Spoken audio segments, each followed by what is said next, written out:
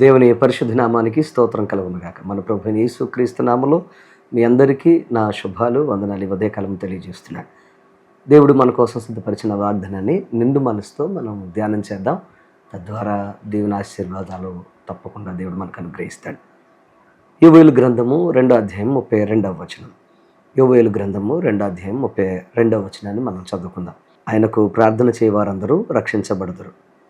ప్రియ సహోదరి సహోదరులరా, దేవుని యొక్క వాక్యాన్ని మనం జాగ్రత్తగా గమనిస్తే దేవుడు మనకు వాగ్దానం చేస్తున్న మాట ఏంటంటే, ఉదయకాల బంధు ఆయనకి ఎవరైతే ప్రార్థన చేస్తారో అలాంటి వారందరినీ కూడా ఆయన రక్షిస్తాడు అని ఆయన వాగ్దానం చేస్తున్నాడు. ఎవరైతే ఆయనతో మాట్లాడతారో, ఆయనతో మాట్లాడడానికి ఇష్టపడతారో, ఎవరైతే ఆయన సహాయాన్ని కోరుకుంటారో, ఆయనకు ఎప్పుడు కూడా దగ్గరగా ఉండే వారిని విడిచిపెట్టకుండా ఆయన రక్షించే దేవుడిగా ఉన్నాడు అనే విషయాన్ని మనం గమనించాలి. ఎందుకు ఈ మాట మీకు నేను తెలియజేస్తున్నానంటే, ఈరోజు మనము దేవుని యొక్క వాక్యాన్ని మనం జాగ్రత్తగా గమనిస్తే ఒక దృఢమైన వాగ్దానము, దృఢమైన మాట మానవ జాతికి దేవుడిస్తున్నాడు. ఈరోజు మీ జీవితాల్లో కూడా మీకు ఎన్నో భయంకరమైన పరిస్థితులు, ఇబ్బందికరమైన ఎదురీతలు మీ జీవితంలో ఉన్నప్పుడు మమ్మల్ని ఎవరు కాపాడుతారు, ఎవరు రక్షిస్తారు అనే ఒకవేళ వేదనకరమైన బాధ మిమ్మల్ని వెంటాడుతుందేమో ప్రభు మీతో మాట్లాడుతున్నాడు. పరిస్థితులు ఎంత వ్యతిరేకంగా ఉన్నా, నీ స్థితిగతులు ఎంత ఇబ్బందికరమైన పరిస్థితుల్లో ఉన్నా, నీ జీవితంలో నిన్ను ఎన్నటికీ విడిచిపెట్టినవాడు, నీకు దగ్గరగా ఉండేవాడు ప్రభువైన యేసుక్రీస్తు. ఆయన ఎప్పుడు కూడా నీ జీవితంలో ఆయన కృపను చూపించి ఆయన శక్తితో నిన్ను కాపాడి రక్షించి నిన్ను నిలబెట్టగలడు అనే విషయాన్ని మీరు మర్చిపోవద్దని మీకు మనం చేస్తున్నాను. ఈరోజు ప్రత్యేకంగా మన జీవితంలో దేవుని వాగ్దానము మన జీవితాల్లో మన బ్రతుకుల్లో నెరవేరాలి అని అంటే మనము ఆయన హృదయాన్ని అర్థం చేసుకున్న వారుగా మనం ఉండాలి. ఎప్పుడైతే నువ్వు నీ జీవితంలో దేవుని సన్నిధిలో ఆయన రక్షించగలిగిన వాడని ఒక స్థిరమైన విశ్వాసంలో నువ్వు వస్తావో, ఎంతటి భయంకరమైన పరిస్థితి అయినా ఆయన తప్పకుండా నీ జీవితంలో, నీ బ్రతుకులో నీకు అనుకూలంగా మారుస్తాడు. మన మధ్యన ఒక అద్భుతమైన సాక్ష్యాన్ని విన్నాను.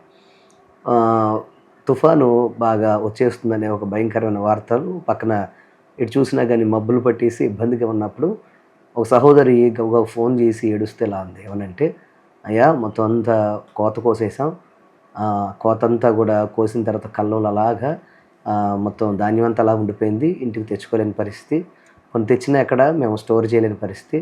ఈ ఒక్క రాత్రికి కనుక కొంచెం వర్షం ఆగితే ఇంకొంచెం కోత కూడా మిగిలింది, అది కూడా ఒకవేళ వర్షం పడిందంటే మళ్ళీ మిషన్లోనికి వెళ్ళడానికి ఇబ్బంది అయిపోద్ది.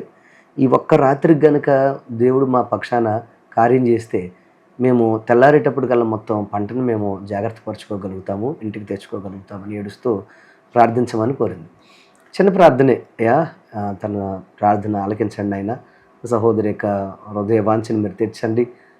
భయంకరమైన వర్షం కనుక పంట మీద పడితే కష్టమంతా వ్యర్థమైపోద్ది ప్రభు అని ఆ సహోదరి కోసం అలాగే కుటుంబం కోసం ప్రార్థన చేశాను.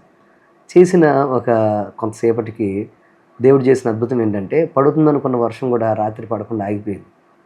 వాతావరణం మారింది, అనుకూలపరచబడింది. తెల్లారేటప్పటికల్లా త్వరగా మిగతాది కూడా కొయించేసి మొత్తం ధాన్యం అంతా కూడా కాటా వేసేసి అమ్మేసి కొంచెం ధాన్యం ఇంటికి తెచ్చేసుకొని చాలా సంతోషంగా ఫోన్ చేసి చెప్పిన మాట ఏంటి తెలుసా, అయ్యా మా జీవితంలో దేవుడు చాలా అద్భుతం చేశాడు. నిజంగా ఆ లోన్ నుంచి మేము కనుక ఈరోజు కనుక వర్షం పడితే అంత లోన్ నుంచి ఆ పంటను బయటకు తీసుకురాలేకపోదాం, మాకు చాలా నష్టం వచ్చేదే. నిజంగా దేవుడు మా బాధను చూశాడండి, మీ ప్రార్థన ఆలకించాడండి అని సాక్ష్యం చెప్పింది. ఎందుకు ఈరోజు నీ మాట మీకు చెప్తున్నానంటే, మన జీవితంలో సమస్యలు వస్తాయి, కష్టాలు వస్తాయి, అలాగే ఇబ్బందికరమైన పరిస్థితులు వస్తాయి. అలాంటి పరిస్థితుల్లో నువ్వు దేవుని సన్నిధిలో చేసే ప్రార్థన, అడిగే నీ యొక్క యాచన అనేది తప్పకుండా నీ జీవితంలో ఉన్న శ్రమను, కష్టాన్ని తప్పిస్తుంది. చాలామంది కలిగిన పరిస్థితులు బట్టి భయంకరంగా వేధించబడుతూ, బాధించబడుతూ, కంగారు పడుతూ, ఏడుస్తూ కూర్చుంటారు, కానీ దేవుణ్ణి ఆశ్రయించరు. ఈరోజు ఎందుకు ఈ అద్భుతమైన సాక్ష్యాన్ని మీతో పంచుకున్నానంటే, మన జీవితంలో మనం అడిగితే దేవుడు తప్పకుండా కార్యం చేస్తాడు, అలాగే స్థితిగతులను మారుస్తాడు. ఎవరైతే నేను దూరంగా ఉన్నాను, నీకు సమీపంగా లేను ప్రభా, అలాగే నా జీవితంలో ఎక్కడైతే సరి చేసుకోవాలో సరి చేసుకుంటాను పశ్చాత్తాపంతో, అలాగే మన యొక్క జీవితంలో మనం ఎప్పుడైతే ప్రార్థన చేయడం మొదలు పెడతామో ఆయన హృదయాన్ని చూస్తాడు, నీ ముఖాన్ని కాదు, అలాగే నీ పైరూపాన్ని కాదు. తప్పకుండా నీ యొక్క హృదయాన్ని చూసే దేవుడు నీ హృదయంతరంగంలో చేస్తున్న ప్రార్థన ఆలకించి నీ పెదవులతో కాక నీ హృదయంతో నువ్వు మాట్లాడుతూ ఉంటే దేవుడు తప్పకుండా నిన్ను ఆయన రక్షించి నీ జీవితంలో నీకు నెమ్మదిని అనుగ్రహిస్తాడు. ఈరోజు నా ప్రియ సహోదరి సహోదరులారా, మీ జీవితంలో ఆయన రక్షకుడు అని, రక్షించే దేవుడని మర్చిపోవద్దని మీకు మనవి చేస్తున్నాను. అన్నా కూడా తన హృదయాన్ని కుమ్మరించుకున్న దేవుడు హన్నా యొక్క హృదయాన్ని చూశాడు. మీరు గమనిస్తే ఏలి తన హన్న యొక్క పెదవులు మాత్రమే, పైరూపాన్ని మాత్రమే చూడగలిగాడు, కానీ దేవుడు మాత్రం హృదయంతరంగాలను చూసిన దేవుడు హన్నా ప్రార్థన ఆలకించాడు. మీ జీవితంలో కూడా ఆయన మీరు ప్రార్థన చేస్తే తప్పకుండా మిమ్మల్ని రక్షిస్తాడు. ఆయన ఎలా రక్షిస్తాడు? మన జీవితంలో ప్రమాదాల నుంచి రక్షిస్తాడు, కష్టాల నుంచి రక్షిస్తాడు, కన్నీటి నుంచి రక్షిస్తాడు, అలాగే భయంకరమైన పాపం నుండి, లోకం నుంచి రక్షిస్తాడు, అలాగే శాశ్వత రక్షణ పరలోక రాజ్యాన్ని మనకు ఇవ్వగలిగిన గొప్ప తండ్రి కనుక మీ జీవితంలో ఎలాంటి పరిస్థితులు మీకు వ్యతిరేకంగా ఉన్నా ప్రార్థన చేయడం మర్చిపోవద్దని మీకు మనవి చేస్తున్నాను.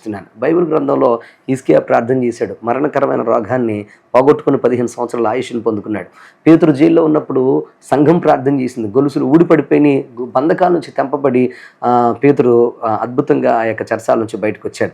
ఈ రోజున వాక్యాన్ని మనం జాగ్రత్తగా గమనిస్తే అనేక మంది జీవితంలో చేసిన ప్రార్థనలకు తగిన ప్రతిఫలంగా దేవుడు రక్షణ అనుగ్రహించాడు. ఈరోజు మీ జీవితంలో మరి మీరు ఎలాంటి భయంకరమైన బాధల్లో, కష్టాలు ఉన్నారు, ఏ శ్రమ వచ్చినా, ఏ కష్టం వచ్చినా మర్చిపోకండి, దేవుడు మిమ్మల్ని తప్పకుండా ప్రార్థన ద్వారా మీ జీవితాల్లో మీకు రక్షణ ఆయన అనుగ్రహిస్తాడు. ప్రార్థన చేయ వారందరూ రక్షించబడతారని ఆయన అద్భుతమైన మాట మనకు సెలవిస్తున్నాడు. ఈరోజు నేను మీ పంట విషయంలో కావచ్చు, ఉద్యోగం విషయంలో కావచ్చు, నీ వీసా విషయంలో కావచ్చు, నీ భవిష్యత్తు విషయంలో కావచ్చు, నీ యొక్క బ్రతుకు కోసం కావచ్చు, బిడ్డల కోసం కావచ్చు, దేనికోసం నువ్వు కంగారు పడుతున్నా, యేసు నామములో నీ జీవితంలో అద్భుతం ఆయన చేయునుగాక, నేను రక్షించునుగాక. అట్టి కృప ఈ ఉదయకాలం ముందు మీ జీవితంలో అనుగ్రహించి ముందుకు నడిపిస్తాడు. తప్పకుండా ప్రార్థనలు ఏకీభవించండి. మీ శారీరక రుగ్మతల కోసం, అలాగే బాధల కోసం ప్రార్థన చేస్తుండగా ప్రార్థనలు ఏకీభవించాలని మీకు మనవి చేస్తున్నాను. మా పరమ తండ్రి నీకు వందనాలు స్తోత్రాలు. ఈ ఉదయకాలం ముందు వీళ్ళందరితో మీరు మాట్లాడినందుకు వందనాలు స్తోత్రాలు. నేను అవునైనా ప్రార్థించే వారు రక్షించబడతారని నువ్వు సెలవిస్తున్నావు అయ్యా. ప్రార్థించకే చాలామంది రక్షించబడలేకపోయారు. నేను నీకు వందనాలు, రోగాలు, బాధలు పోగొట్టుకోలేకపోయారు. ఈ యొక్క ఉదయకాలం నుంచి చేస్తున్న ప్రార్థన మీరు ఆలకించి నాయన బిడ్డలను రక్షించి భయంకరమైన బాధల నుంచి, కష్టాల నుంచి విమోచన అనుగ్రహించి అద్భుతమైన ఆశీర్వాదాలతో నింపి నడిపించమని వేడుకున్నాను. వెంటాడుతున్న ప్రతి కలవరాలు, కష్టాలు యేసు నామములో లయమైపోవునుగా నీ చేతుల బిడ్డలు అప్పగిస్తుండగా మీరే ముందుకు నడిపించి ఘనమైన పాత్రలను పెట్టి ఘనమైన సాక్షులుగా అయ్యా రానున్న దినాల్లో అద్భుతమైన సాక్ష్యాలు చూసే కృప, అద్భుతాలు చూసే కృప బిడ్డలకు అనుగ్రహించి అయ్యా చేస్తున్న వ్యవసాయ, వ్యాపార, ఉద్యోగాల్లో అద్భుతమైన విడుదల కలిగిన కార్యాలు చేస్తూ నూతన సంవత్సరానికి ప్రభావ బిడ్డలు సిద్ధపడుతుండగా ఈ యొక్క క్రిస్మస్ సీజన్లో అద్భుతమైన శక్తితో, బలముతో నింపే బలమైన కార్యాలు చేయమని యేసు నామమున అడుగుచున్నాము తండ్రి. Amen, amen. God bless you. దేవుడు మిమ్మల్ని దీవించును గాక. మర్చిపోకండి ఇతరులతో షేర్ చేసుకోవడం, మీ బంధువులతో షేర్ చేసుకోవడం మర్చిపోకండి. దేవుడు మిమ్మల్ని దీవించి ఆశీర్వదించి ఆయన ఘనమైన పాత్రలుగా నిలబెట్టును గాక. ఆమేన్.